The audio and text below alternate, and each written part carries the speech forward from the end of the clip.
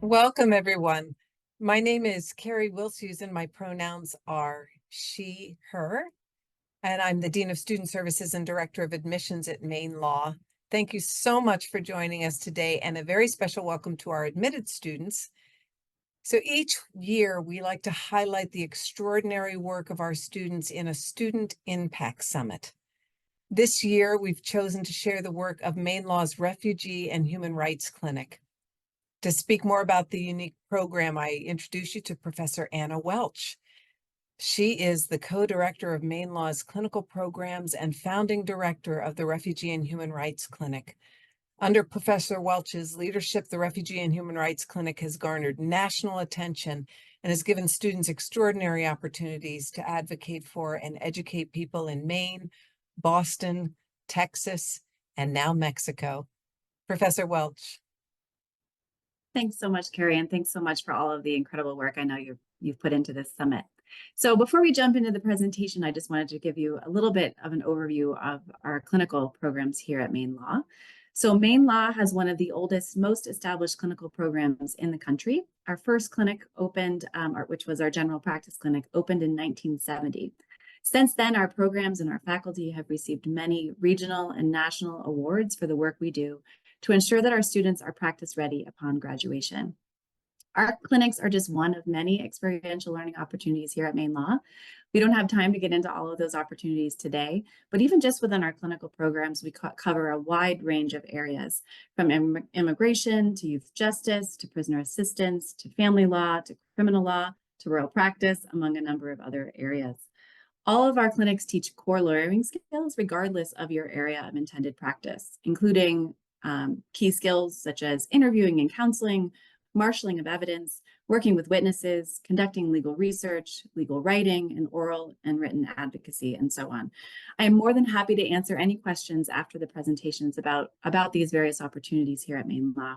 But I want to make sure we've got plenty of time for our students to share their experiences down in Mexico. So I'm going to turn it over to another RHRC faculty member, Sara Cressey, who will introduce you to the students. Thanks.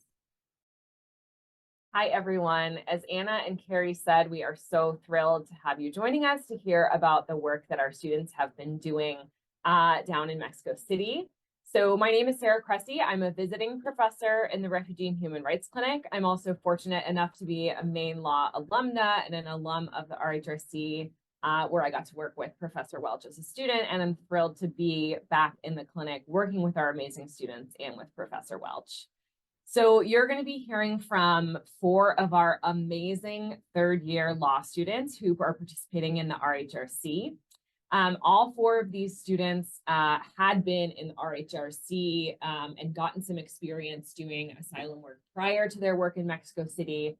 And I'm so thrilled for you to hear from them. So those 4 students are Sahra Hassan, Haley Brazier, Kendi Dykema, and Rachel Bruns, and I will hand it over to them to talk with you about this project.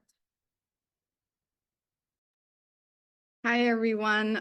My name is Sahra Hassan. I'm a third year here at Maine Law, and I'm one of the student attorneys at the Refugee and Human Rights Clinic.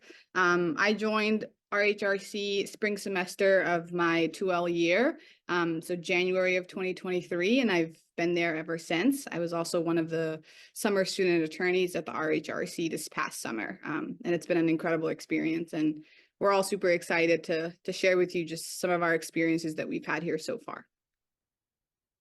And hi, everyone. My name is Haley, third-year law student as well. And I just feel real lucky to have done this project with 3 of not only my law school best friends, but 3 of my best friends. So this has been really, really cool. And I've also been in the RHRC for a semester, and then also did a little bit in general practice as well. So it's nice to be here. Hi, everyone. I'm Rachel. I'm also a 3L, and similarly to Sara, I've been in the Refugee and Human Rights Clinic as a student attorney since last January, and did the summer program as well, and have absolutely loved my time here. It's been the most amazing opportunity. I'm so excited to talk to you all about it today, about Mexico and the RHRC generally. Hi, everybody. My name is Kendi, and I am also a third-year law student here. Similar to Haley, Sarah, and Rachel, I have been in the clinic since my 2L spring semester, and I worked here in the summer as well. And I just wanted to say that the reason that Haley, Rachel, Sarah, and I joined RHRC is because we each had our own interests in immigration law leading up to law school. And we were really looking to gain some more hands-on experience with client-centered lawyering and trauma-informed lawyering, which the clinic does a great job of teaching regardless of which clinic you choose to be in.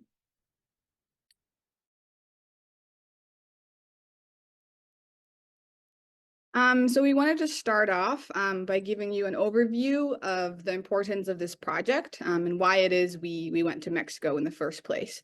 So there's a huge influx of people at the southern US border, many of whom are hoping to seek asylum here in the US. Most of the people are coming from Central America, South America, but there are people who are coming from Haiti and Sub-Saharan Africa as well. Additionally, most of the people pass through the entirety of Mexico, often going through Mexico City on their journey north to the US border. And the vast majority of people that we are seeing even here in Maine have come through the southern border, which is typically different from asylum-seeking populations in Maine pre-2018. So before 2018, many people who arrived in Maine had secured visas such as a student visa or a visitor visa, and were able to come more or less directly from their home countries or regions rather than traveling through the southern border of the US and several countries before then. So while the people we met with are not from all the same populations we work with here in Maine, many immigrants have taken similar routes into the US. So it was really important to have a better idea of their experiences while in Mexico. So, as Sarah mentioned, there's a large influx of people seeking to enter the US for various reasons, and these reasons do really vary. It can be fleeing persecution or because of realities beyond people's control. So in other words, the vast majority of the folks that we have interacted with basically see no other option but to flee their homes. So people not being able to live safely and securely and seeking a better life is a major humanitarian problem that needs to be addressed. So US and international law is written to protect people fleeing persecution, yet ironically, US policy is actively sending people back to the dangerous situations that they had initially fled. So as immigration law students, we felt that we had an obligation to help however we can. So before we get into our project too deeply, we wanted to just give a brief overview of US asylum law for those of you who may not be familiar. So what is asylum? Asylum law emerged from international agreements written after World War II to protect people fleeing from specific types of persecution. The US signed the UN's Refugee Protocol in 1967. People talk a lot about asylum and asylum seekers nationwide and here in Maine. There are lots of reasons, as we mentioned, why people are focused on asylum seekers that we do not have time to really get into today, but to give you some context about how someone seeks asylum in the US, they must first prove that they are physically in the United States, which makes asylum different from the refugee process, where refugees are folks who are currently abroad. Secondly, asylum seekers must prove that they have been seriously harmed or have a good reason to believe that they will be seriously harmed if they're forced to return to their country of origin. Third, and this is sometimes the hardest aspect to prove, is that this harm that they have endured is because of a specific characteristic in at least one of 5 categories. It could be someone's race, religion, nationality, political opinion, or something else about them that they cannot change or should not have to change. Fourth, the government of their country either caused this harm or will cause harm in the future, or that the government is unwilling or unable to protect them from this harm. And lastly, that these folks cannot safely relocate to another part within their home country. We're sure that you've seen images and clips in the news of what's occurring currently at the southern border. Many people are coming up to the US in hopes of a better life, and to seek safety. This project was of vast importance in the context of this current situation at the southern border. So before we jump into the nuts and bolts of the work in Mexico, I wanted to provide a bit of a background of how we got into this project in the first place. So this project came about late last summer, I believe it was August or September, as a result of some of our contacts doing similar work at the US-Mexico border and within Mexico. So a good friend of mine and a former law school colleague, he was actually in clinic with me back when I was in law school, is the founding director of the immigration clinic at Washington and Lee Law School. So we've collaborated over the last several years, and he reached out seeking help in Mexico City, where he was on sabbatical working with Ibero-American Law School in Mexico City for the fall semester. So for years, he and I have bemoaned the various ways that the US government is externalizing our domestic and international refugee obligations to Mexico. So as was mentioned, in the past, Mexico was really a transit country for refugees seeking to enter the US. So they'd come for, travel through maybe just for a number of days or weeks. But in more recent years, because of the various asylum bans forcing people to remain in Mexico, more and more asylum seekers are forced to wait months, if not years, in Mexico. And this has proved incredibly challenging for Mexico, both its government and public and private institutions that are really confronting a new reality. So law schools across Mexico are rising to this challenge and seeking to create clinics such as the Refugee and Human Rights Clinic to help address the needs of asylum seekers. So lawyers and law students at these various law schools in Mexico are the experts on Mexican asylum law and procedures, but not on US asylum and border procedures. So given the fact that most individuals are seeking to travel to the US border to seek asylum, our partners at Ibero Law School wanted to collaborate with us to provide Know Your Rights materials, individual consultations with asylum seekers, not only on the process for seeking asylum in Mexico to the extent that's something that asylum seekers want to pursue, but also on the process to seek asylum and what happens at the border. And again, they couldn't, because they're not US lawyers, they couldn't offer that expertise. That was something we were going to bring to the collaboration. So beginning this past September, we started collaborating with Ibero, bringing our US team to Mexico City. And I'm going to turn it over to the students and allow them to sort of talk about the specifics of this collaboration in more detail. So one place to start is, why was this project so important?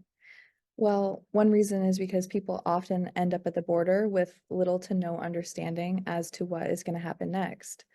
Reaching people in Mexico City before they take the next step of traveling to the US-Mexico border, and that can be risky and dangerous alone, is essential so they have information that they need to make a much more informed decision. For example, after hearing an explanation of US and Mexican law for asylum, people may realize that they may not be eligible for asylum in the US, but perhaps they are eligible for asylum in Mexico, or that they can work from Mexico to gather documents and other things that they might need to present for a stronger asylum claim in the US. And additionally, border policy in the US is constantly changing, so having the most updated information is crucial.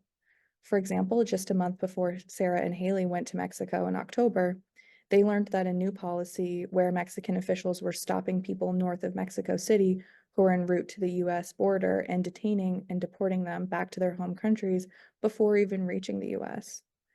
By informing people about this new policy, they were able to give them the most up-to-date information so they can make informed decisions for themselves and their families. We have seen firsthand from working with immigrants here in Maine, in Texas, at the US-Mexican border, and confirmed by our work in Mexico that there is so much misinformation out there. One example of seeing the effect of misinformation firsthand happened in Laredo, Texas. Our team also has been able to travel to the southern border on the US side in Laredo, Texas. In that project, we spoke with folks who had just crossed the border and were being held in ICE or CBP detention, and they were awaiting the first step in their asylum process, which was their credible fear interviews. While in Laredo, Texas, one person told one of the RHRC students that they thought they'd be allowed into the country because the US had declared it an asylum day, and that really just shows that the more correct information we can get out there, the better informed people are, and they can make the choices that are best for them based on that accurate information. But in addition to making sure people have the truth regarding US and Mexican law, even just listening to people's stories is so meaningful. At the clinic, we were taught about client-centered lawyering and trauma-informed lawyering, and these are really the core teachings that are central to the clinic's model. So naturally, we were able to employ these skills that we had learned while down in Mexico, which was extremely beneficial. So international collaborations, such as the one that we did, are only going to become more and more important moving forward, and especially as migration continues and as US policies develop that continually expel migrants and cause further displacement. So building bridges with other students and professionals where we are educating each other on our areas of our expertise will help to ensure that the right information is out there, as Rachel had discussed, to allow everyone to be more informed of migration trends and patterns so we can provide better advice to the populations that we support and to support each other in advocacy or even, if it gets to it, litigation. So I wanted to speak to you a little bit about what our preparation was like prior to going to Mexico City. So prior to our trips to Mexico City, Maine Law collaborated with law students at Washington and Lee, UT Austin, as well as a school in Mexico, Ibero, to prepare presentations and materials for our visits to the shelters in Mexico. We met many times on Zoom with these other students we were working with to divvy up the work that we would be doing, as well as checking in on each other to see what our progress was like. As a result of these collaborations, we created different sets of materials. Some of them you can see on the slides. So one material that we created would be handed out to asylum seekers, and then the other with more details and resources for people, mostly educators and lawyers on the ground working with asylum seekers in Mexico.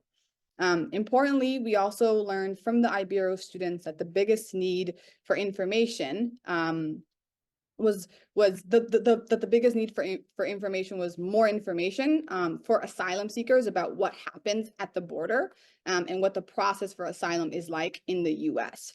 A lot of the questions we were prepared for were about getting an appointment through the CPP-1 app. And this is basically an app put out by Customs and Border Protection, as well as Customs and Border Protection, which folks need to register with and give information about themselves and family members, and then wait to get an appointment.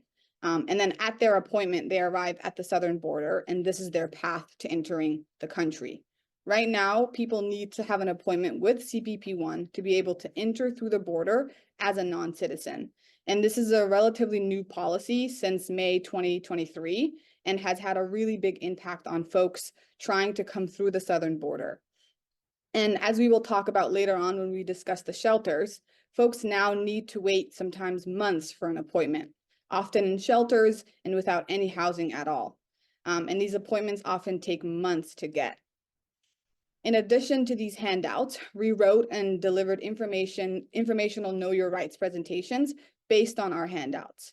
And before Haley and I went on our trip, we decided to put our focus on handouts for the asylum seekers that explained the various paths into the US as requested by the Ibero students that we were working with at the time.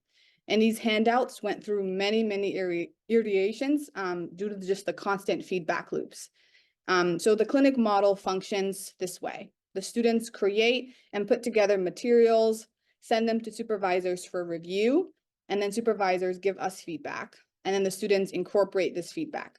This can go on for many different rounds, as it did with this project. Additionally, there was another layer of feedback in this project because we also sent our material to the Ibero students as well as the collaborating law schools that we were working with.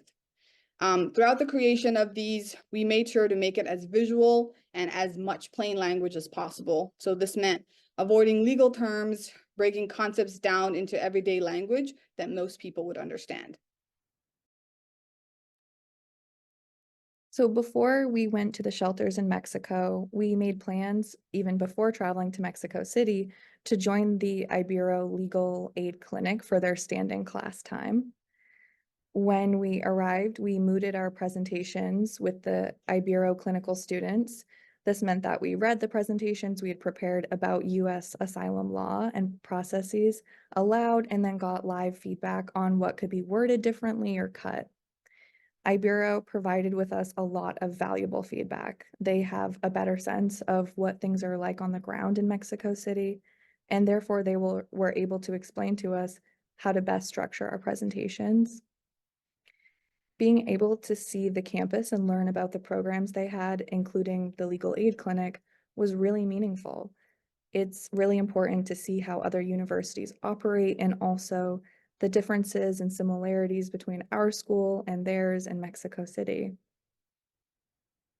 Meeting in person and coming to someone else's school and entering their space is really significant and stresses the value that we see on this cross-border relationship. This allowed us to build rapport before even going to the shelter over the next few days. This meeting and the trust that we built in these productive few hours really broke the ice and made client consultations that much more effective. And it was also incredibly important to us to be able to ensure that there was a true team environment for this collaboration. We were very cognizant of the dynamic of having people from the global north in a global south environment, and we felt that this was crucial for all of us to learn from each other. Since the knowledge that we brought separately to the table was important, we really needed to be able to learn from each other to make this project work.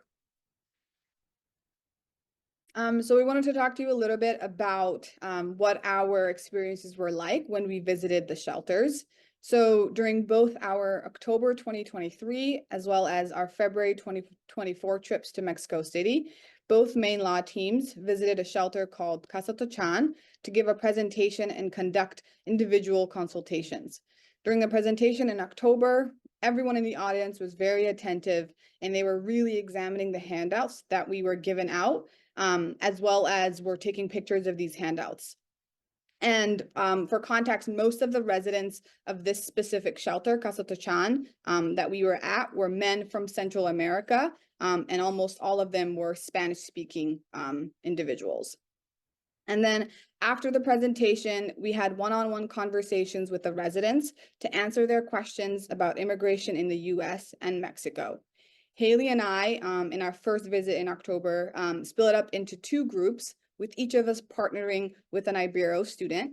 This was a really cool experience. The Ibero students were the experts on Mexican asylum law, so they could speak the language, and then while we were the ones to answer US asylum law questions.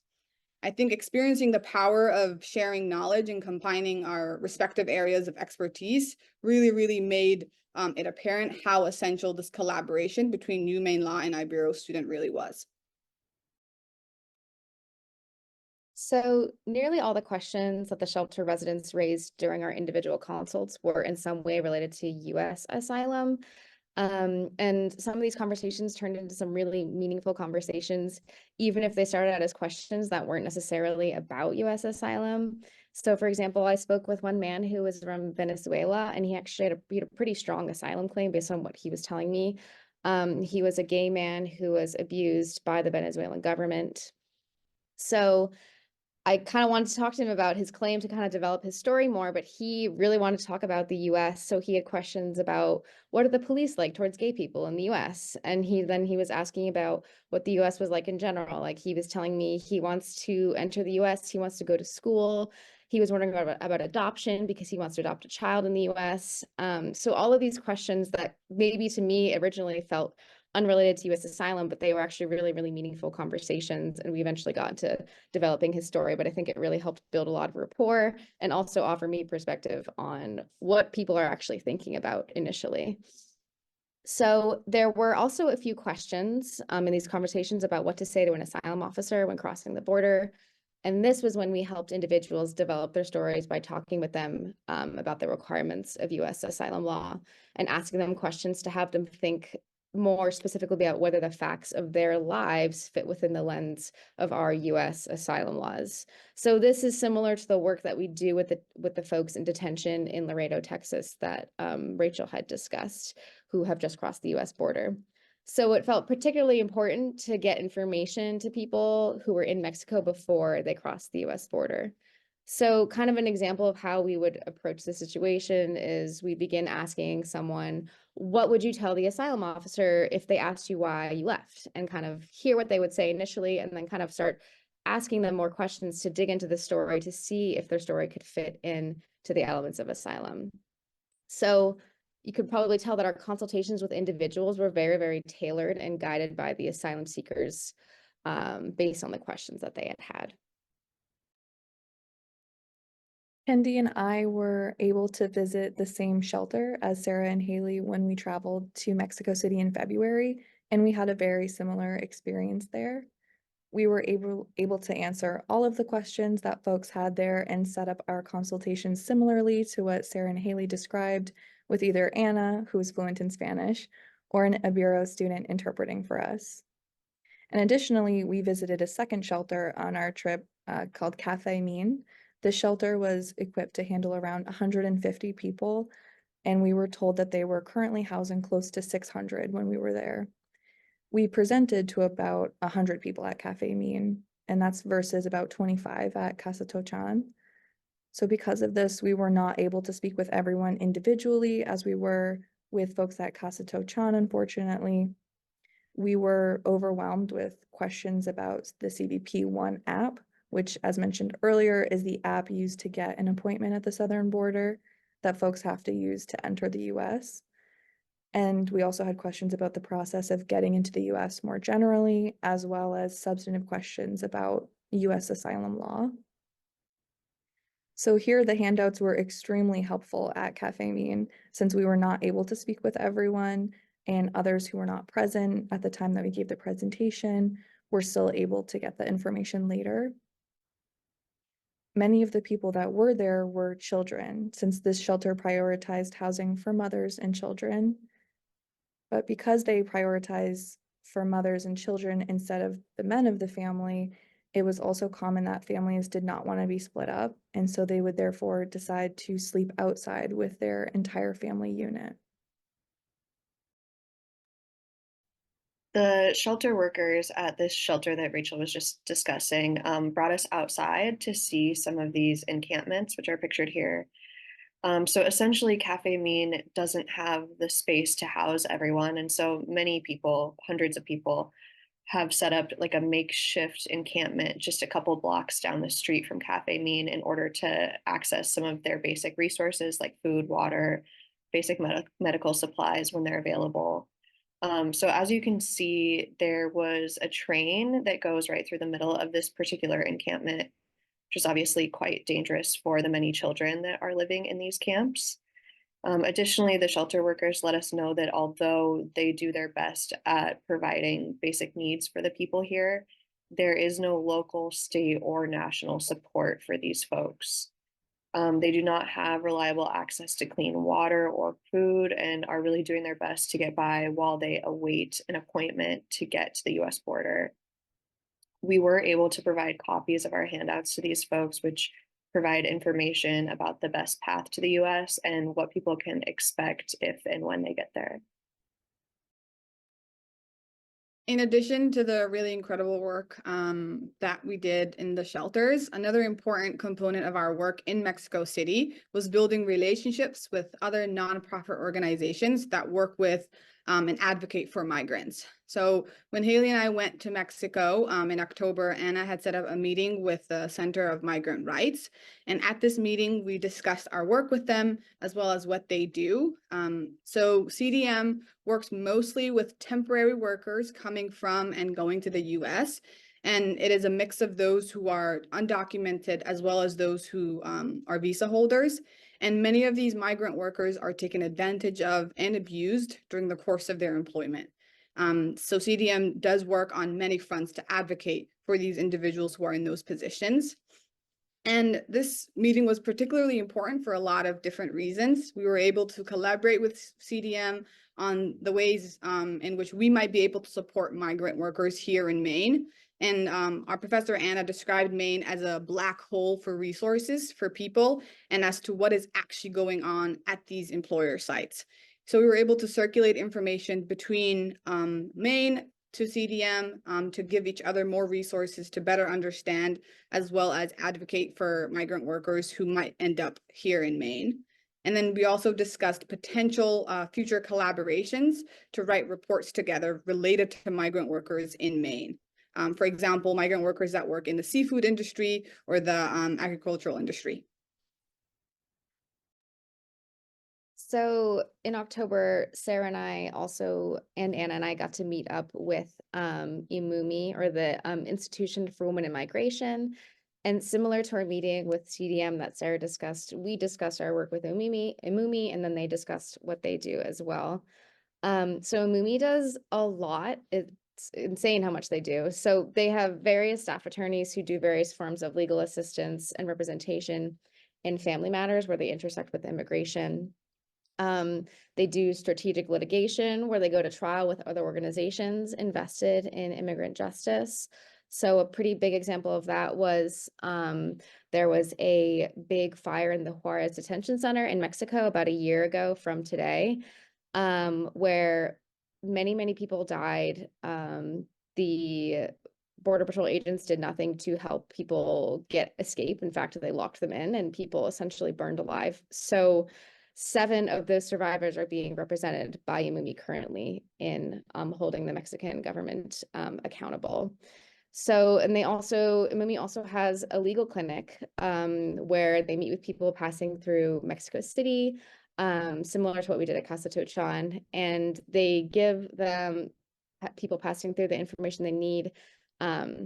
And individuals can then more effectively weigh their options and determine what the best path for them is. So this meeting was really important. We got to learn more about the work that's being done in Mexico City.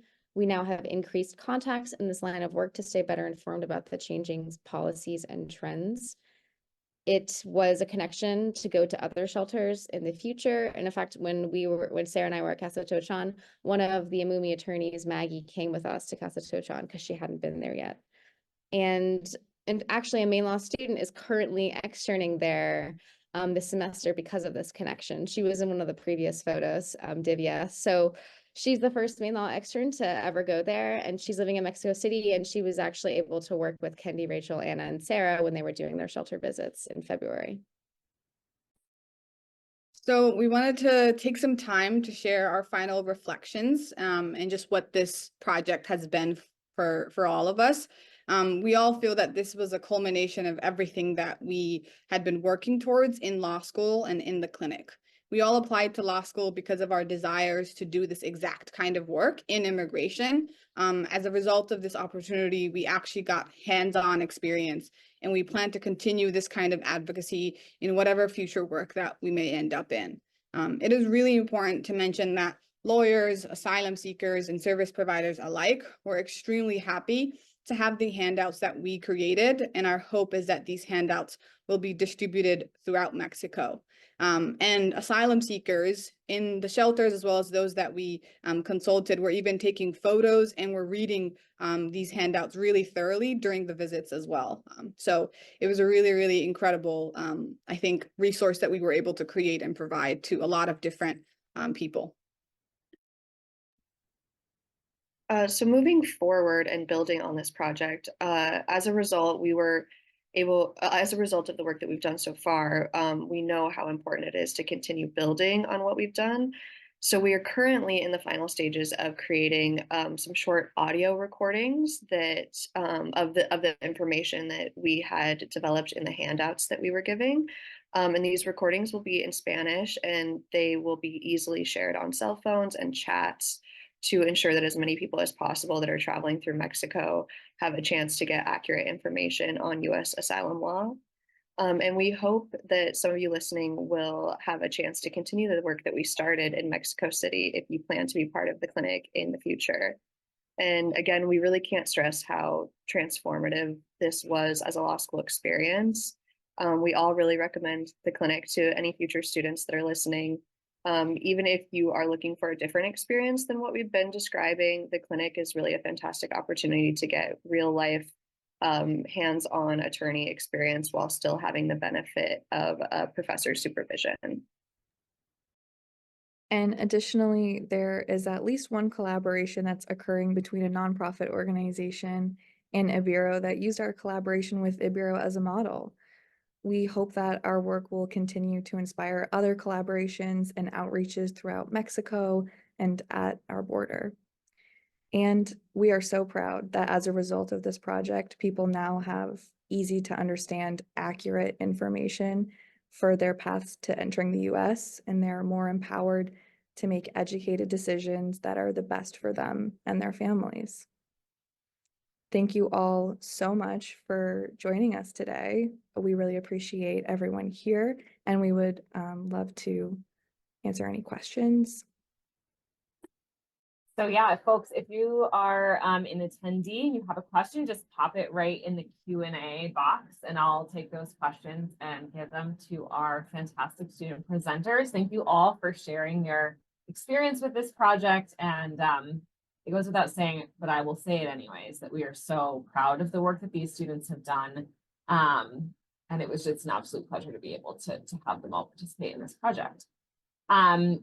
So while we're waiting for any audience questions, maybe can you each sort of, all of you had some experience working with the RHRC in some capacity prior to the semester where you went on this trip. So either you had gone to Laredo, Texas through our project, or you had done a full semester in the RHRC.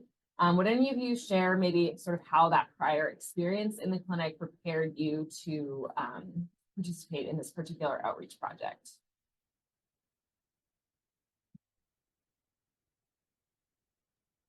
Yeah, I can start. I think prior to the Mexico trip, so we went on the Mexico trip October of last semester, and by that time I'd been at the clinic for a semester and a summer, so I had a lot of experiences. I think for me, one of the most critical skills and kind of like tools that I had in my toolkit was how to interact with individuals who are going through these types of experiences. I think through our work with, at least for me, through my work in my direct representation, I've had a defensive asylum case since January of 2023, and I'm hoping to I will take that case to trial in about a month.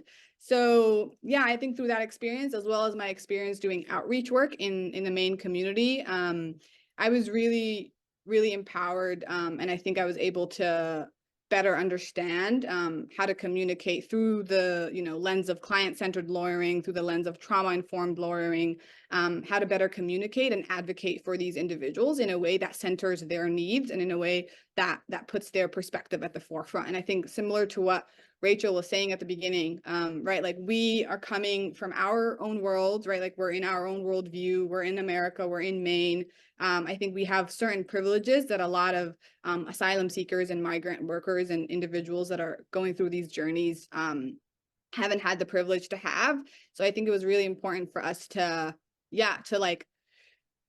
be able to go into these spaces with that understanding and with that level of empathy and compassion. And I don't think I would have been able to have that perspective had I not, had the experiences with the RHRC prior to going to the Mexico trip.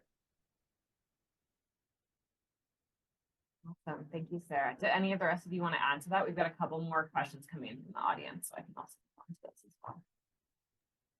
I think I'd just add, and I think Rachel and Kendi and Sarah all can speak to this in the sense that going to Laredo was really, really doing that before going to Mexico, I think was huge in the sense that we actually understood what was happening at the US border, because you can hear about it, you can read about it in the news, you can read a paper on it and like still not actually understand. But when you're there and you're talking to people and you're seeing what's happening, you actually like have a better sense of what you can tell people in Mexico, like what they're going to face, and you can much better explain it. So I think for me, that was essential, not only in talking to the asylum seekers and like having that lens, but also creating those handouts. I think it was super helpful. That information was like mostly all in our brains that we just kind of dumped from what we learned from Laredo. So I think that was a huge, huge help and amazing opportunity as well.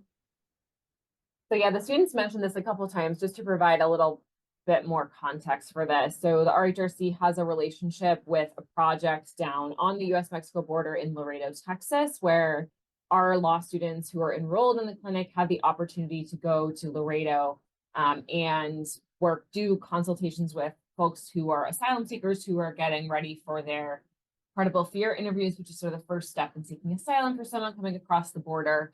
And we also get to work with folks who are being held in detention facilities who are seeking asylum. So as Haley said, the experience of sort of interacting with those folks who have just crossed the border and are sort of on the US side in Laredo, Texas, is definitely a great way to sort of. Sarah, can I add something else as well? Please. Yeah, I think, Haley, I'm glad you mentioned that, because we all went to Laredo, and then obviously we've all done work here in Maine. And then going to Mexico, I think all of that are phases of the journeys that individuals that we are interacting with go through.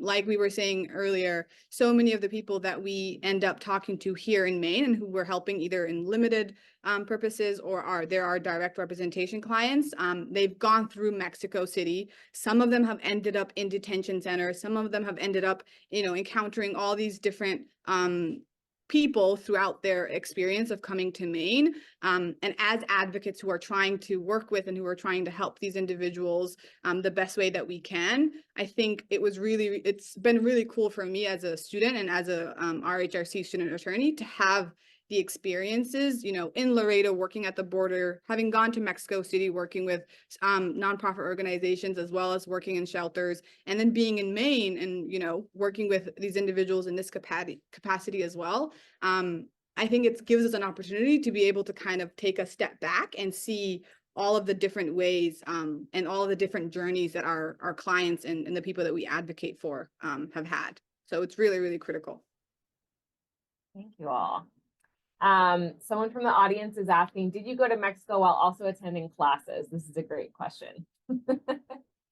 Rachel and Kendi went more recently. Does one of you want to answer? Yeah, I can jump in. So yes, we did. It was during, it was in February, so we didn't have a break or anything like that. We essentially just coordinated with our professors, let them know ahead of time that we would be gone, and then did the readings. And luckily, our professors were very supportive of this, and they sent us the class recordings from each class that we missed, so we were able to go back and watch our classes. And it does take some coordination and a little bit of pre-planning before doing this, but it's absolutely worth it. And doing the extra work later is absolutely worth going on a trip like this and experiencing these things firsthand. Great question. The next question I'm actually going to give to Anna. So someone in the audience is asking about both where we stayed when we were in Mexico City and how the program was financed and what the finances looked like for the students being able to go. Yeah, so none of the projects in the RHRC, whether it's Laredo or other things, are projects that the students have to cover on their own. We recognize that there's enough debt the students accrue going into law school, and we want to make sure that they don't accrue more, or that the more privileged students are those who are able to access these projects versus the less. So all of that's to say we actually launched a donor campaign. So we raised several thousand, I think we raised close to $15,000 from donors of this clinical program and prior donors to the Refugee and Human Rights Clinic. And with that money, we were able to, I think it's going to fund up to 3, if not 4, depending on how frugal and the cost of the flights. So these trips were all funded through that donor campaign that we launched in October or September.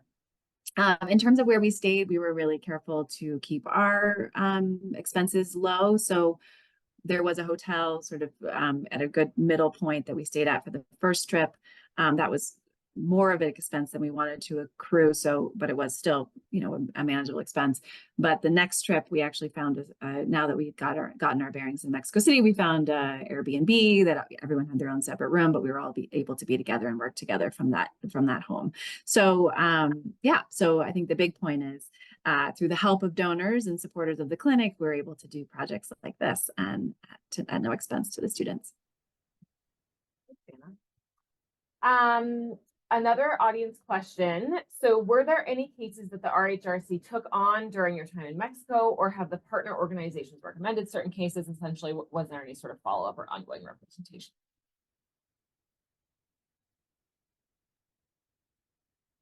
So there was one case in Mexico that we are still ongoing, trying to do some consulting with. So we definitely get some recommendations from folks there, but we are not currently taking on cases from Mexico in like a full representative capacity.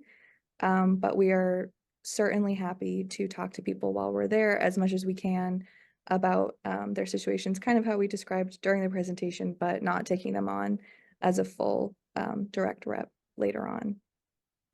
So, and just to add to that, so the work of the students in the Refugee and Human Rights Clinic is sort of twofold. So one is directly representing clients as their lawyer. And then the other part of their work is to provide educational materials, informational stuff, know your rights, and limited consults to folks. And the reason for that is we simply can't represent fully every asylum seeker who needs help. There are, in Maine alone, there are thousands, and certainly in Mexico, hundreds of thousands. So the hope is to get the right information, at least to correct the misinformation, sort of all the things we talked about.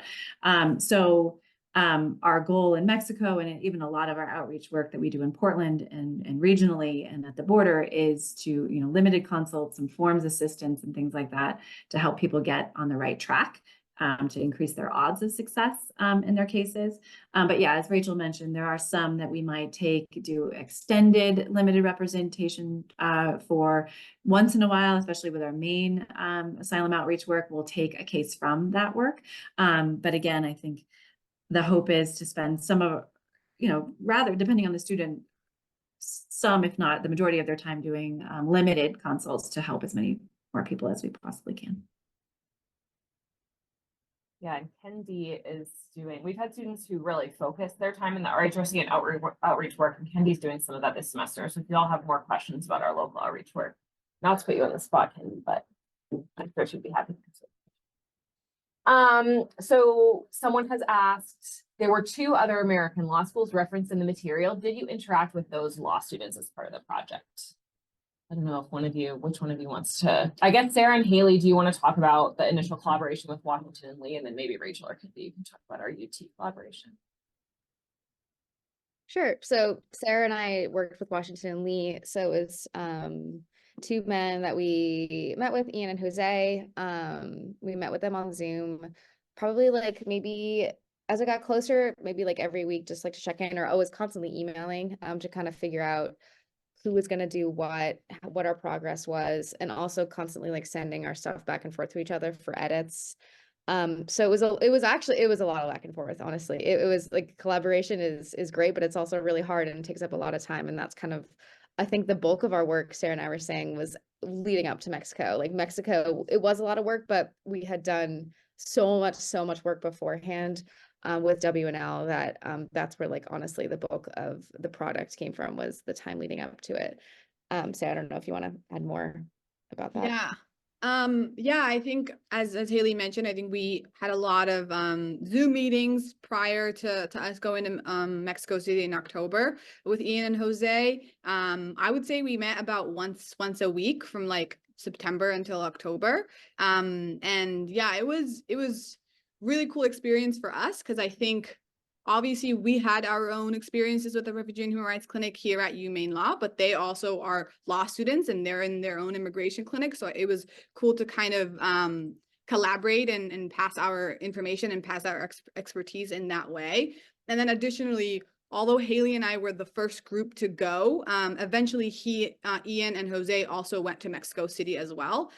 So when we came back from Mexico City, we met again and like debriefed and talked about what our experiences was like. And then when they came back, they also did the same thing. So I think it was a cool experience to just be able to continue that collaboration even after, while we were in Mexico City, and then after when we came back, and then same thing for them as well.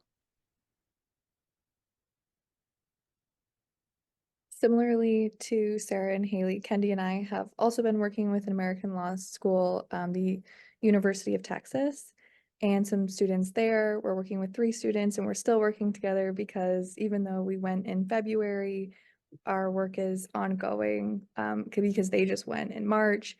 And I think having the groups staggered has actually been really helpful, although I would have loved to meet up with them in person, because it makes the project feel as though things are constantly happening with it. And you always really have something to build on when folks are more consistently going there.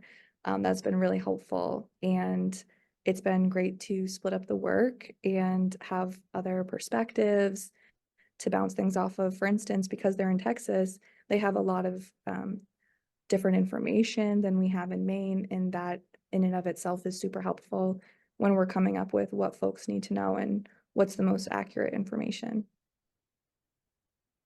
Thank you all.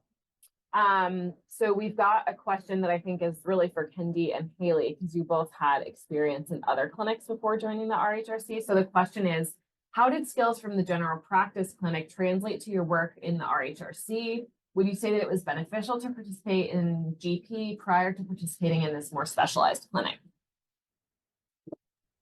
I can start. So yes, I would say it's super beneficial to sort of get a spectrum of different legal fields.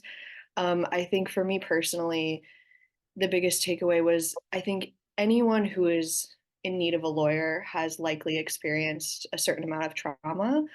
And it's really important as a student attorney and later as an attorney to interact with your clients knowing that that's the situation. So in the general practice clinic, I was able to be exposed to folks with like a various amounts of legal problems. I was doing family law stuff. I did a little bit of juvenile criminal stuff. And I think that learning how to approach folks in a client-centered way, just keeping them at the focus and keeping their needs and wants at the focus, while knowing that they have a whole backstory that we know nothing about, can really translate to like almost any field of law, and particularly to immigration. So I think having that sort of prior knowledge before entering RHRC was super beneficial for me personally.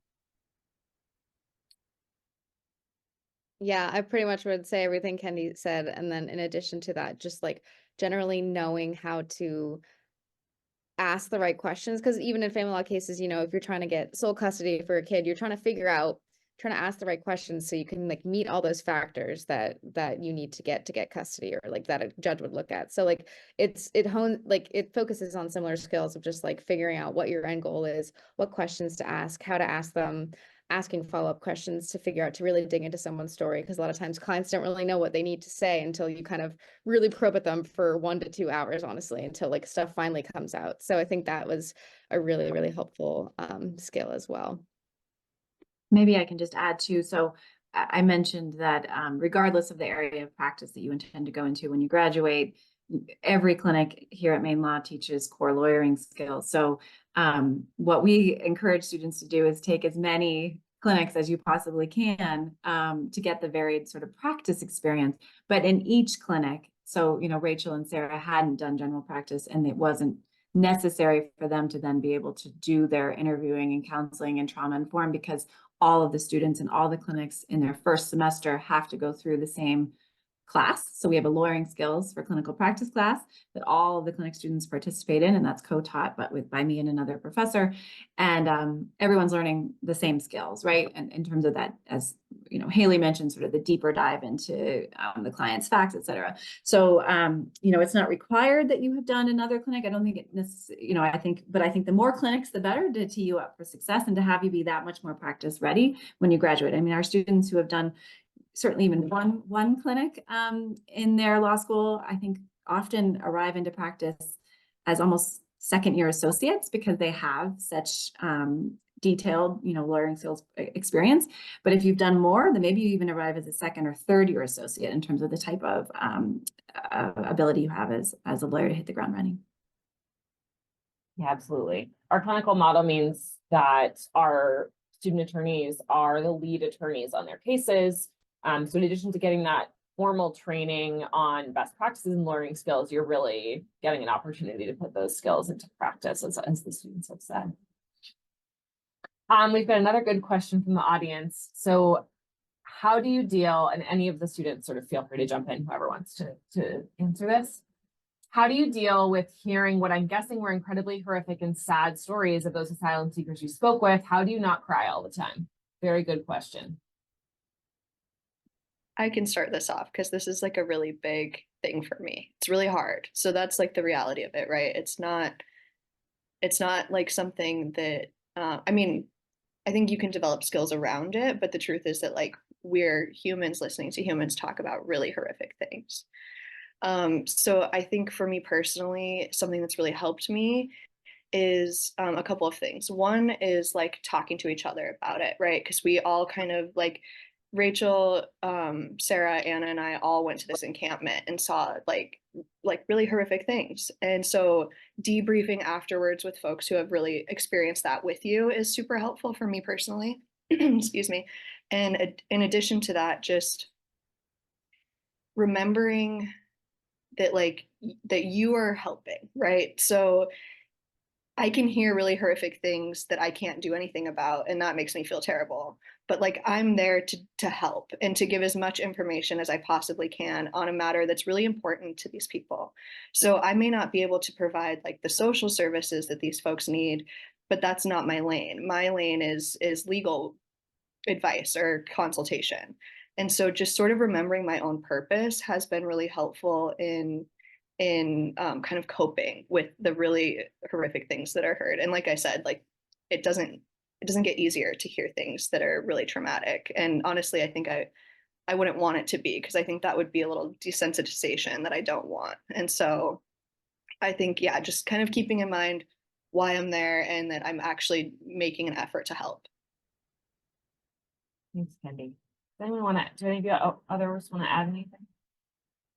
Yeah, I think that that is really something that I have thought a lot about, especially being in clinic. And I've been really thankful that my first experiences as the attorney on the case, as the student attorney, and this is my client, have been inside of the clinic, because this is something that we talk a lot about. And we've all been really encouraged to find our path and find things that make us okay with returning to the work the next day. And since that is incredibly important for the rest of our careers in this field or in many other fields too, that these skills that we're all trying to figure out for ourselves and learn within the clinic model are skills that I think we all expect to be using throughout the entirety of our practice.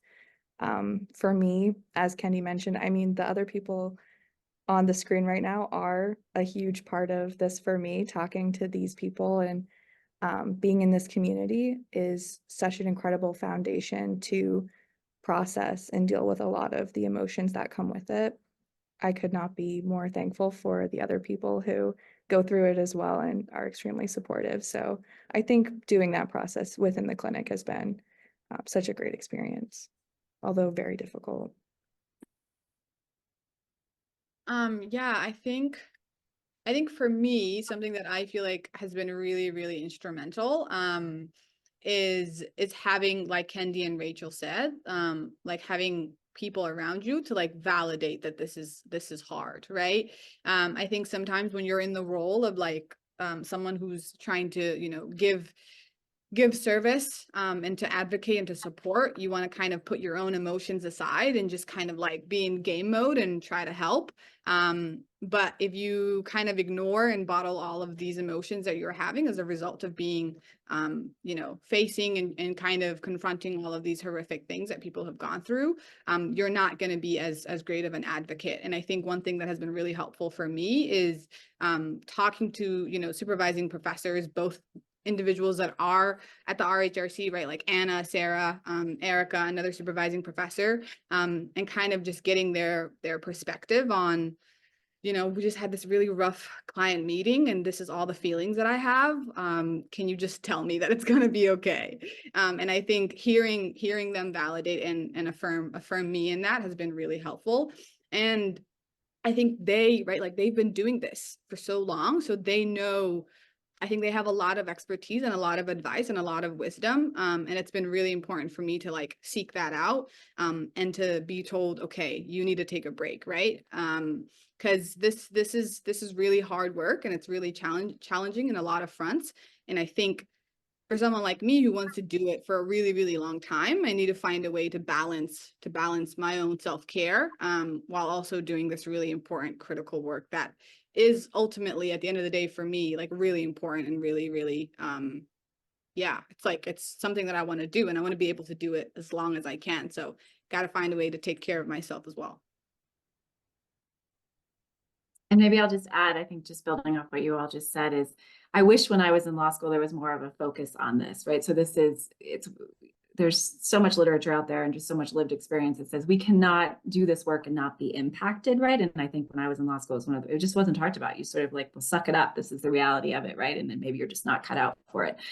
And I think that's the absolutely worst approach, right? We as Sarah was saying, we don't want to create before they even graduate, a bunch of burnt out, traumatized lawyers, right? Who don't even want to practice anymore. And so starting on day one, we talk about the reality of the impact of this work and the difficulty of those. And it's not just in the immigration context, it's in so many areas of law, and all of the areas of law we practice in the clinic, whether it's assisting somebody to get a protection from abuse order, or working with somebody who's in detention, or working with youth who are, facing a really difficult system. So, we talk about it in the lawyering skills class, we talk about it one-on-one, we name it, and we talk about strategies, and everyone's strategies are going to be different, but again, sort of the collective space. So I think these are just some ways that folks deal with it. And it's a lifetime journey. It's not like I can't say, oh, because I had this training on it, it doesn't impact me, right? And so, yeah. We all work on it constantly. It doesn't get easier, but having a community behind you that can support you in processing everything. I think I'm going to have Anna answer this initially and then open it up to the students. We have a question about our local outreach initiatives and what those look like. And they are asking, is it like walk-in clinics, or a description of our local outreach efforts? So the majority of the work in the Refugee and Human Rights Clinic and for our other clinical programs is regional work in Maine, particularly. I mean, we're the only law school in the state. There are very few others, there's only one other nonprofit, a fantastic collaborator that's doing immigration work. So the majority of our work is helping folks, the vulnerable populations in Maine. So even the Mexico project, it was a week-long trip out of a semester, and there's build-up work, but they, students have other cases and they have other projects. So since we launched the clinic, I launched the clinic in 2012, the focus, as I mentioned earlier, is direct representation. But as with all the clinics, there's a huge need beyond the few, dozens, hundreds that we can help. So I'd say for many of my students, 30 to 40, sometimes even 50% of their work are these other outreach educational projects. So we put out with some partners the first ever asylum guide in Maine, and then we expanded it nationally. We've done Know Your Rights presentations and individual consults at Portland Adult Education, for example, and other places. We did a lot of outreach when folks, and still today, are being housed in hotels and other shelters. I'm going to turn it over to the students to just talk about, since they've been in the clinic, what are some of the different outreach advocacy projects you've worked on. But yeah, lots of local initiatives. And if folks are interested, I think a lot of them are now up on our website, on Maine Law's website, under the Refugee and Human Rights Clinic, under the link advocacy projects. Yeah, we're working on updating. There are even some that are newer than our last website update. I guess, Kendi, you just did an ALOP session. Do you want to talk about that? And so Kendi this semester is really focusing. She's in the RHRC, and she's really focusing her time in the clinic on our outreach and advocacy projects, sort of as she's got a couple of semesters in the clinic under her belt, and she's stepped into sort of a leadership role leading our outreach work. So Kendi, do you want to talk about ALOP and other projects like that? Yeah, so ALOP, I can never remember what it stands for. Sara Cressey. It stands for the Asylum Application Legal Orientation Project. Yes. Okay. So essentially, this is where we as law students sit down with an asylum seeker in one session and fill out their entire asylum application, start to finish. So these sessions typically last like around 5 hours, and we meet the client on the day that we sit down and do the entire application. So there are a lot of moving parts. You have to sort of simultaneously build rapport with your client and like build a safe space for them to talk about really horrific things that have happened to them while you're making progress on this application. We get these clients from ILAP, which is our local nonprofit agency that's like devoted to immigration law. And so they do sort of some front end work where they kind of prime the clients and have them fill out like as much of the application as possible. And then they bring the clients to us, or the applicants, I should say, because we don't represent them. And then we just do what we've kind of been referring to as like a limited representation situation. So we are their attorney just for that day, just for those 5 hours, just for the purpose of filling out that application. That can also be like a tricky aspect, is sort of explaining to people that you are their attorney only for this purpose and only for today, because it's a hard concept. And the asylum process is many years long. So I will certainly, like, perhaps will not be their only attorney that they speak to, but it's important to convey to them that it's just right now, it's just for this reason. And so we do these sessions. I've done 2 now, and I'm not sure if we have any more planned for the rest of the semester, but there are about 3 or 4 of us that do it.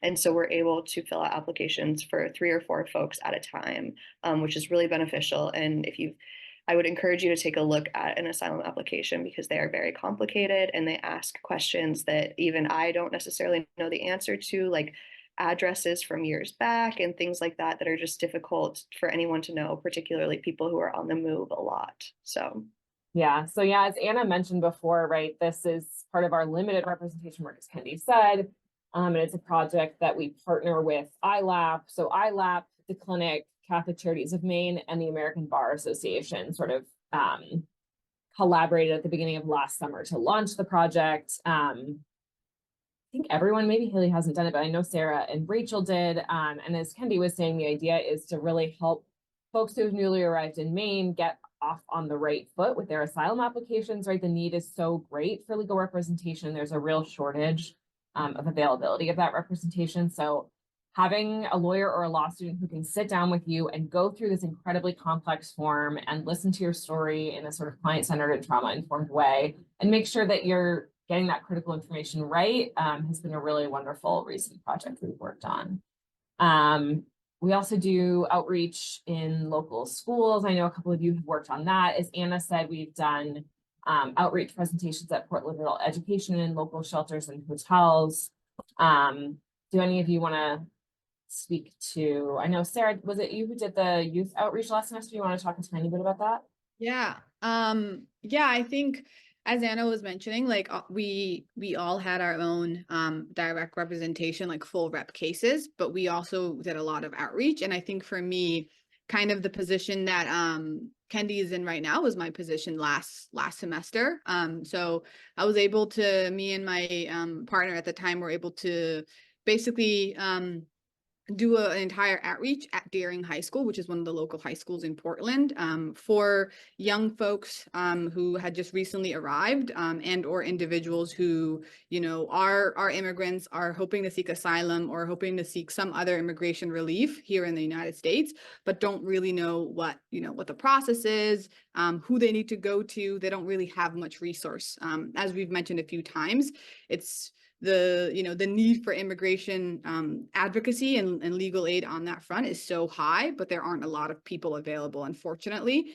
So we're able to do sort of like an informational know your rights session at Deering. And we spoke to over 40 high school students from lots of different backgrounds. And it was a really cool experience. We're in this like big cafeteria and there's about, like I said, about 40 students all kind of split up into their own individual languages. And when we would present, and then you would just hear, you know, interpreters interpreting what we were saying. And it was so cool to be able to, you know, bring this really, really valuable and critical information to a huge group of people and have them actually understand what we're saying, and have them be able to ask us questions and follow up with us. And I think it was cool to also create these collaborations with the individuals who are working at these high schools as well. We worked with social workers who were there, and they're the ones that reached out to us and said, hey, we're getting a lot of questions from our students about all of the experiences that they're having. There's a lot of stress and anxiety surrounding this, and we don't know how to support them. Can you come in and just provide some information to them that's going to, you know, relieve some of that anxiety? And just from the feedback that we got after our outreach, we were able to do that. And that's going to continue on this semester to another high school as well in Portland. So it's definitely a really cool experience. And I think I would say it's, for me, it has been a huge part of my clinic experience at the RHRC, in addition to my client representation work. Thank you all so much. We have gotten through all of our audience questions. So unless anyone else has any questions for the panelists, I'm going to hand it over to Professor Welch to just wrap us up. Thanks so much. So our partners at the University of Texas in Austin just returned last week from a trip to Mexico, and we remain in regular contact with our other partners on the ground. In fact, I was just chatting earlier this morning with the director of one of the shelters, Cafe Maine in Mexico City, about a specific vulnerable family who had questions about how they can access CBP-1, what will happen when they get to the border. So it's a volatile situation at the U.S.-Mexican border. It's very clear just in reading the news that the politics at the border and the procedures are constantly changing and obviously incredibly divisive, making these collaborations and our work that much more important. We hope to take another trip in the coming months, at the latest this fall. Again, I mentioned we have funding for one more trip, and we'll see if we can drum up even more. And we continue to update our materials and stay informed on the law to make sure that our collaborators, again, down in Mexico, have all the most up-to-date information. As the students have mentioned, it's been incredibly eye-opening work, and this project continues to help inform our work here in Maine and regionally. And I know Sarah and I and Erica and others within the clinic couldn't be prouder of our students and how they've really embraced the benefits and the challenges of this work and have been incredible ambassadors in Mexico to Maine law. So as we've mentioned, this is just one of many exciting projects that are taking place certainly within the Refugee and Human Rights Clinic, but within our clinical programs more broadly, and even within the law school more broadly. We've got some fantastic groundbreaking things coming out of our Youth Justice Clinic, our Center for Youth Policy and Law, really all of our programs. I'm happy to chat now or individually with anyone who would like to learn more, to the extent anyone has a quick follow-up question. And if you're an admitted student and you're interested in learning more about our programs, our emails are all in the Admitted Students Day program and also online. So feel free to reach out. But it's been a pleasure to collaborate with all of my co-panelists here. And thank you again for those in the background who have made this possible, whether it's Tech and Carrie and others. So thank you all for your incredible work. Thanks, everyone.